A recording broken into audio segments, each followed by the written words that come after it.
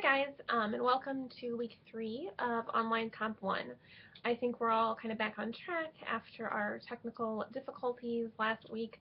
My email also seems to be back up and running, so if you have any questions or concerns or comments, of course please post to the questions and concerns forum, but also please feel free to email me. I'll get back to you as quickly as possible. So, we are going to tackle a lot this week and get some kind of introductory training for things that you'll be doing throughout the rest of the semester. So, first of all, let's talk about the readings. We're going to kind of go through two themes this week. We have a few readings and a video for the education theme, and then we'll start the environmental theme, which will lead us over until next week as well. So first of all, please read. I'm going to try to do two things at once on my screen here. You'll read Claiming an Education, which was a graduation speech that Audrey and Rich gave in the late 70s to an all-women's college. And there are a lot of really interesting questions about that in the discussion forum that I'll ask you to look at. Teaching as a subversive activity, this is kind of an interesting format. It's more of a list, trying to kind of push us to think about the current educational system in kind of radical ways for the authors to make their point. The history teacher is a poem just to get you kind of thinking about how our themes translate into other kinds of writing, even though we're going to focus on nonfiction essays this semester. I try to pepper our reading assignments with poems here and there just so you get familiar with what reading that feels like. And then also you'll read an excerpt from Silent Spring, which was a really important book from the 1960s that Rachel Carson wrote that kind of started the whole environmental movement. She speaks specifically in this excerpt about pesticides and herbicides. So think about that. And then also how to write a critical analysis. So that is an essay about writing essays and thinking about writing an argument and analysis, which we'll be doing more of this semester. So if we focus on the nonfiction pieces that we're reading this week, Claiming an Education and Silent Spring especially, those are both really excellent examples of argumentative texts. So you have a speaker or writer who's making an argument and trying to support that argument with rhetorical appeal, the pathos, ethos, and logos. So pathos is the emotional appeal, logos is logic, facts, statistics, and ethos is the speaker or writer's own kind of reputation and ethical appeals. Do I trust that person? Why should I trust them to be persuading me of this point? So I'd like for you to think about those essays as argumentative texts, and we're going to kind of be focusing on that throughout the rest of the semester. In all of this, I've posted quite a few resources this week. One of the PowerPoints is about writing summary and writing analysis, and both of these approaches to texts are very important. So summary is very objective. I should never know your opinion or your reflection or your thoughts about a text. It's just kind of boiled down, sometimes just to a sentence, but sometimes to a paragraph, what the text is about. So third person point of view, objective, no opinion. So there are times that writing summary is very useful if you're asked to do so on a test. Summary is also a really good way to study.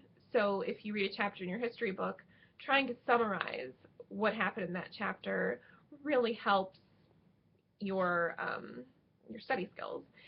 So think about what summary is, and in quizzes as well for this week, you'll have to produce summaries. And critical analysis, that's looking more deeply into a text. So a summary is very much just on the surface. What is this about? Who's the author? What's the title? What's the main point? That's it. However, an analysis goes deeper beneath the surface. An analysis is subjective.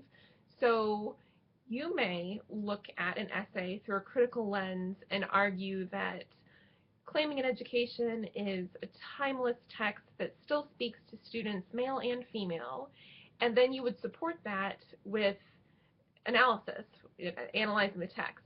The person sitting next to you might argue that Claiming an Education is outdated, and the fact that she was speaking only to women is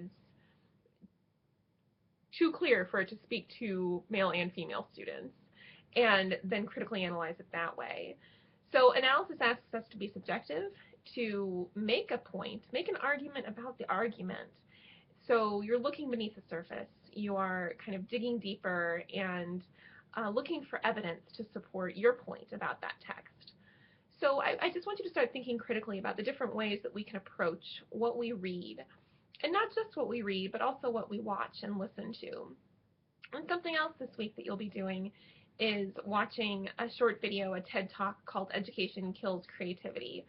It's about 20 minutes long. Students typically love this.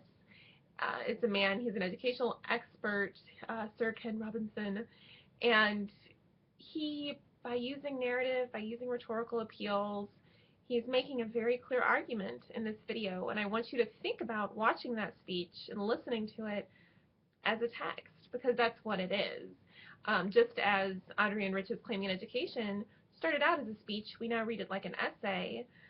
The spoken word, the written word, these appeals when a speaker or writer is trying to appeal to our senses, to get us to think something or vote a certain way or to believe something, it's all very, very similar. And you'll find if you take a public speaking class that the things that we talk about in terms of rhetorical appeals and argument, they're going to come up again in public speaking. So the applications of your comp education are far-reaching. So I've also included handouts and resources about summary and analysis, and also about rhetoric and argument and the rhetorical appeals. So we're going to do a little taste of that this week. I'm going to ask you to start kind of looking at these texts as arguments and looking at them critically. And next week we'll really dive into analyzing argument. You'll watch that video, look over the PowerPoints, save them, print them, so you can refer back to them. And of course, you'll also discuss in the discussion forums this week. So by Sunday night at midnight, so Sunday, June 15th, in each of the sub-forums, you will respond to one of the questions, and then by next Wednesday, June 18th at noon, you'll respond to at least one classmate's response and start kind of trying to have a dialogue and have conversations. You'll notice this week that I've assigned you a handful of readings, but I don't have sub-forums for each one of them. That's how we'll do things some weeks. I still want you to read those assignments. They're still fair game for your journal and other writing assignments you might have, but you just need to discuss in the discussion forums, the sub-forums that I've posted. And you have 2 quizzes this week, since this is a 16-week class in 8 weeks. I've just gone ahead and put the 2 separate quizzes together. One is specifically about summary writing and reflective writing and the difference between the 2 of those, and I ask you to practice that. And the other one is just kind of a hodgepodge touching on the basics of summary writing, critical analysis, rhetorical appeals, just some of those things that we'll really be delving into in the coming weeks. So go over everything, make sure everything makes sense. If you ever see any errors or have any questions, again, please post in the questions forum and email me and let me know, because certainly I make mistakes sometimes, and I want to be sure that I fix them as soon as possible. So be reading, be discussing, be watching, looking at all of the resources, and taking that quizzes when you're ready by next Wednesday. So that's that, and have a good week, and let me know if you need anything.